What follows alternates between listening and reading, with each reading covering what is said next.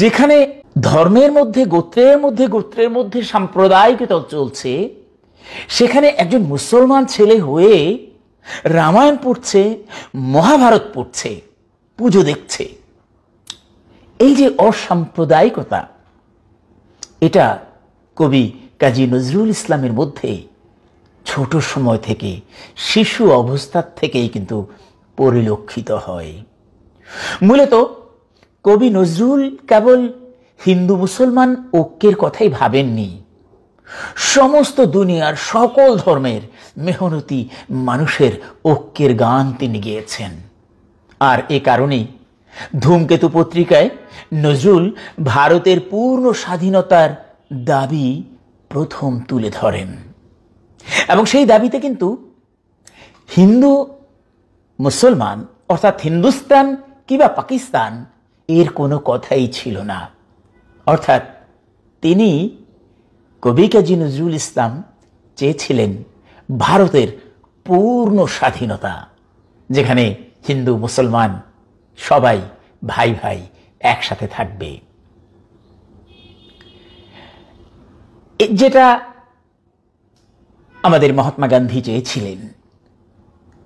রবীন্দ্রনাথও কিন্তু তাই নজরুলকে ধূমকেতু প্রসঙ্গে, যখন ধূমকেতুর জন্যে রবীন্দ্রনাথের কাছে আশীর্বাদ চাওয়া হয়েছিল, রবীন্দ্রনাথ তাই আশীর্বাদ করে লিখেছিলেন, আয় চলে আয় রে ধূমকেতু, আধারে বাঁধে অগ্নি সেতু, দুর্দিনের এই দুর্গ শিরে উড়িয়ে দে তোর বিজয় কেতন। আসলে কাব্য দিয়ে নজরুল হিন্দু মুসলমানের যে ঐক্যবদ্ধ সংগ্রাম, এই ঐক্যবদ্ধ সংগ্রাম দিয়ে একটা অভিন্ন সেতু বাঁধার চেষ্টা করেছিলেন। এই কথা বুঝতে সেদিন কারো আসলে বাকি ছিল না। বর্ণ সম্প্রদায়ের বিরুদ্ধে কথা বলেছেন বিবেকানন্দ। বিবেকানন্দ যখন চণ্ডাল ভারতবাসীকে ভাই বলে গ্রহণ করতে আহ্বান দিয়েছিলেন, তখন বিবেকানন্দের কথাও কিন্তু মুসলমানের কথা উল্লেখ করা হয়নি। কিন্তু নজরুল এখানে তার চেয়েও অগ্রসর দৃষ্টিভঙ্গির পরিচয় দিয়েছিলেন। নজরুল লিখলেন, এসো ভাই হিন্দু, এসো মুসলমান, এসো বুদ্ধ, এসো খ্রিস্টিয়ান, আজ আমরা সব গণ্ডি কাটাইয়া, সব সংকীর্ণতা, সব স্বার্থ, সব মিথ্যা চিরতরে পরিহার করিয়া প্রাণ ভরিয়া ভাইকে ভাই বলিয়া ডাকি। আজ আমরা আর কলহ করিব না, চারিদিকে চাহিয়া দেখো, পাশে তোমার ওই বীর ভ্রাতৃগণের সব।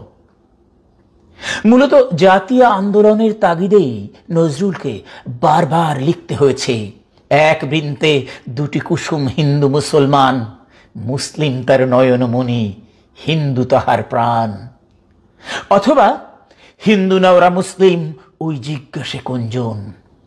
এবং নজরুলই কিন্তু প্রথম বাঙালি সাহিত্যিক যিনি একদিন দ্বিধাহীন ভাষায় বলেছিলেন, জাগো জনশক্তি, হে আমার অবহেলিত পদপিষ্ট কৃষক, আমার মুটে মজুর ভাইরা, তোমার হাতের এলাঙল আজ বলরামের স্কন্ধে হলের মতো ক্ষিপ্ত তেজে গগনের মাঝে উৎক্ষিপ্ত হয়ে উঠুক, এই অত্যাচারের বিশ্ব উপড়ে ফেলুক, উল্টে ফেলুক। আরো তোমার হাতুড়ি, ভাঙো এই উৎপীড়কের প্রসাদ, ধুলায় লুটাও অর্থ পিশাচ বলদর্পীর শির, ছোড়ো হাতুড়ি, চালাও লাঙল, উচ্চে তুলে ধরো তোমার বুকের রক্ত মাখা লালে লাল ঝান্ডা। নজরুলকে আমরা এভাবেই সম্পূর্ণ অসাম্প্রদায়িক দেখতে পাই।